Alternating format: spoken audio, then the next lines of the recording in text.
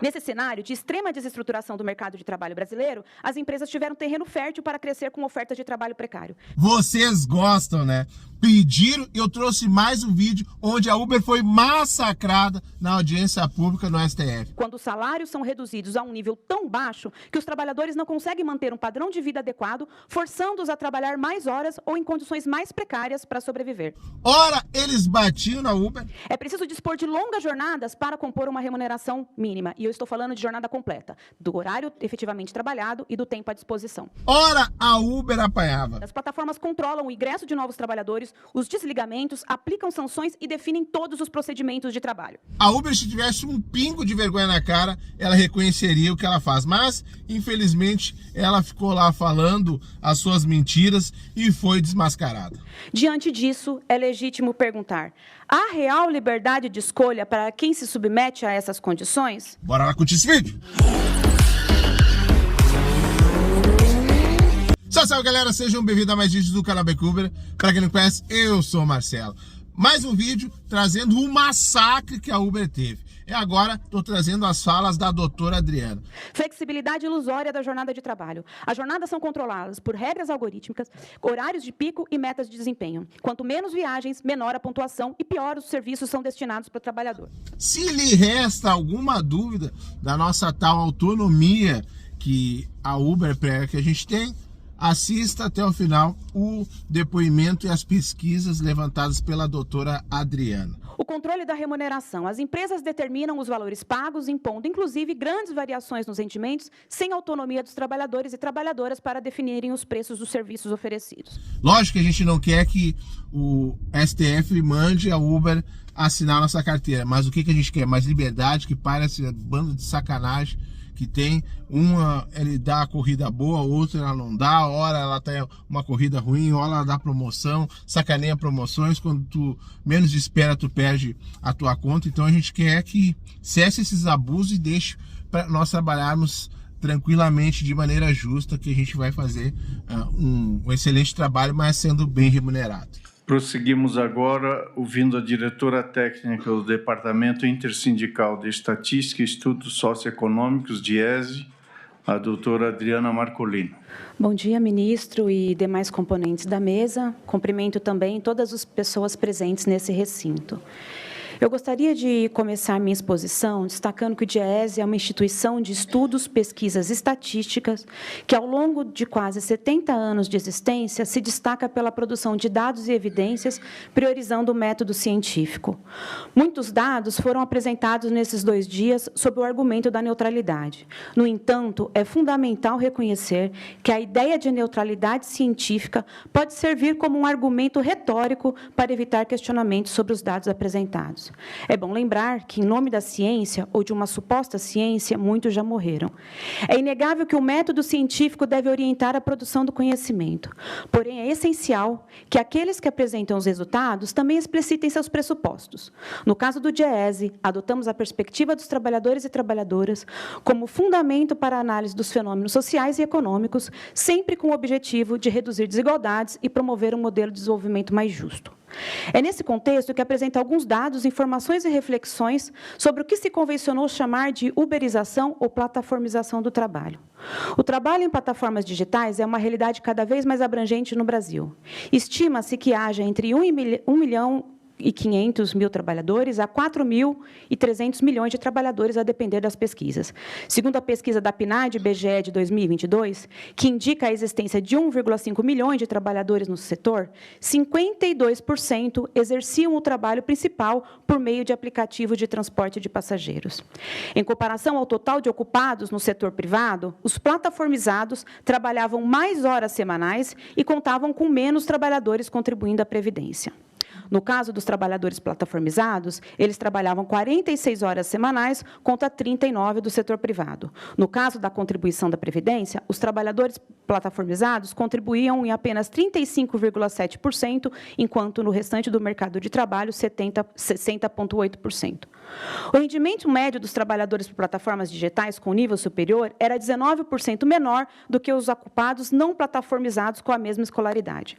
Enquanto 44% dos ocupados ocupados do setor privado estavam na informalidade, entre os trabalhadores plataformizados, esse percentual era de 70%, porque não tem contribuição previdenciária.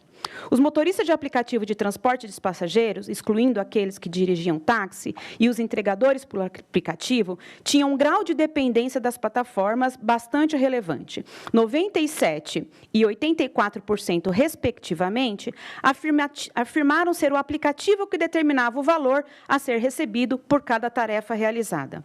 E para 87% de motoristas e 85% de entregadores, respectivamente, o aplicativo determinava os clientes a serem atendidos. Esses números demonstram que a precarização no setor é maior do que comparado com o mercado de trabalho em geral. Também demonstra o nível de dependência e subordinação. Outro ponto que gostaria de destacar é sobre a geração de oportunidades de trabalho nesse segmento, que existe de fato, mas a que preço e em qual contexto? A expansão desse modelo de negócios encontrou no mercado de trabalho brasileiro um terreno propício para a superexploração, ou seja, quando os salários são reduzidos a um nível tão baixo que os trabalhadores não conseguem manter um padrão de vida adequado, forçando-os a trabalhar mais horas ou em condições mais precárias para sobreviver. Resultado da combinação de crise econômica, desmonte das políticas públicas e ausência de empregos formais. Na última década, convivemos com a falta de oportunidades e ausência de empregos de qualidade, com carteira assinada, como resultado de um ciclo de baixo crescimento, de uma crise pandêmica, da falta de políticas adequadas para a economia e do desmonte do programa de trabalho, emprego e renda. Além disso, é visível os efeitos negativos do desmonte dos órgãos de fiscalização do trabalho.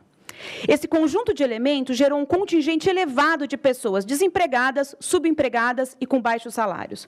É nesse contexto que milhões de trabalhadores se submetem a condições precárias de trabalho. Não é um movimento virtuoso de geração de oportunidades, mas fruto de um contexto socioeconômico de crise profunda nas garantias mínimas de proteção trabalhista.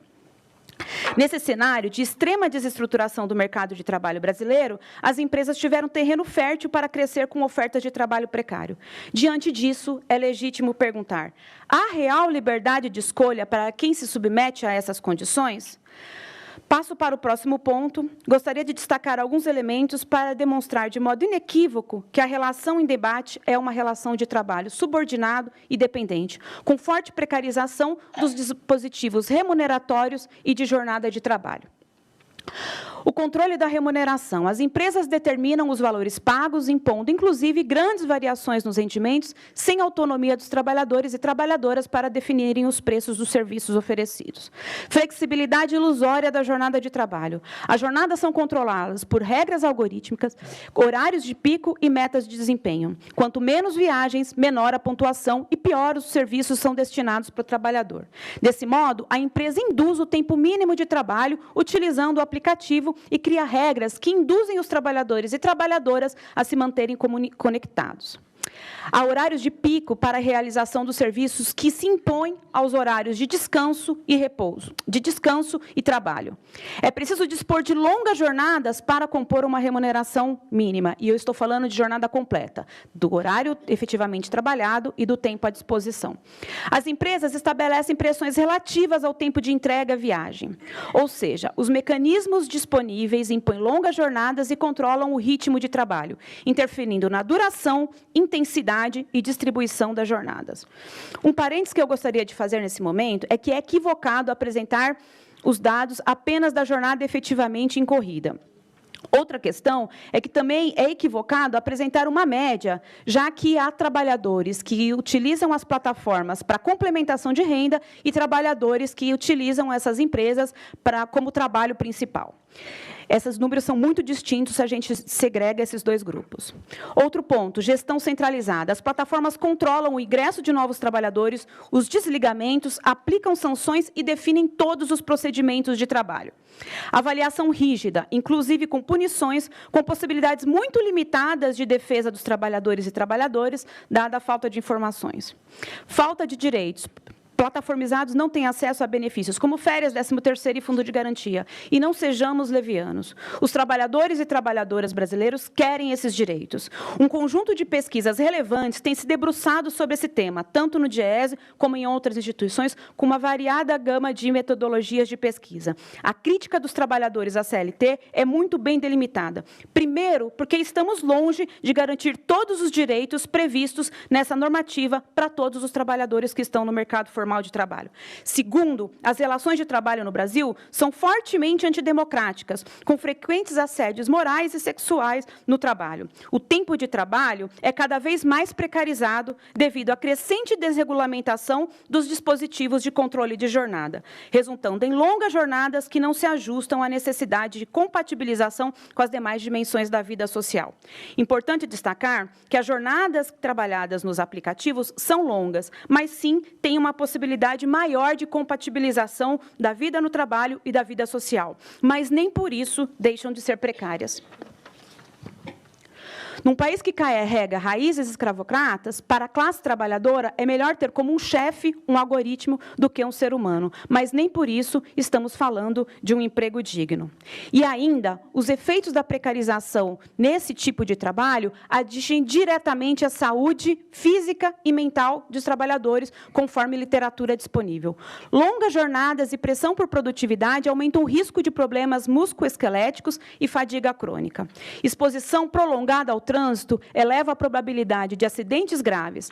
A insegurança financeira, combinada com a pressão por desempenho, leva a altos índices de estresse, ansiedade e depressão entre os trabalhadores de aplicativo.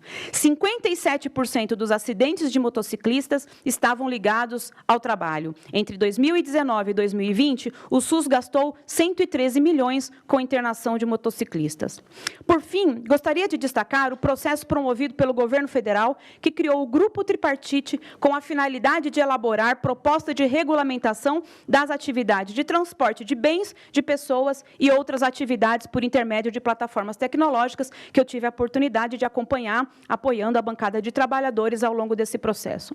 Por consenso, o PLP 12 de 2024 estabeleceu se tratar de uma relação de trabalho sem vínculo, mas com regras específicas para que, de fato, não tivesse subordinação. Portanto, se tiver características de subordinação, não se enquadra nessa regra.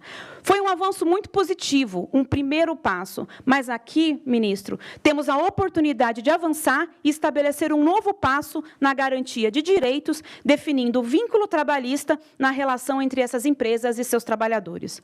Aliás, o que está em debate, de fato, não é apenas o vínculo empregatício. O que estamos discutindo é que sociedade estamos concebendo: a criação de um fosso crescente de concentração de renda e pobreza, ou uma sociedade que promove garantias mínimas para todos e todas.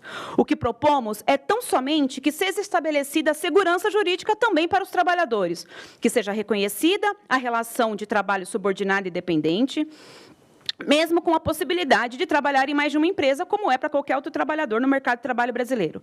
E de estabelecer que as questões relacionadas a essa relação sejam julgadas pela Justiça do Trabalho, que tem o instrumental regulatório necessário para arbitrar nesses temas. A transição tecnológica precisa ser acompanhada de medidas que priorizem a dignidade e justiça social, combatendo a superexploração e promovendo o bem-estar dos trabalhadores. É hora de agir com responsabilidade e coragem, reconhecendo que o avanço tecnológico não pode ser justificativa para a ampliação das desigualdades. Obrigada.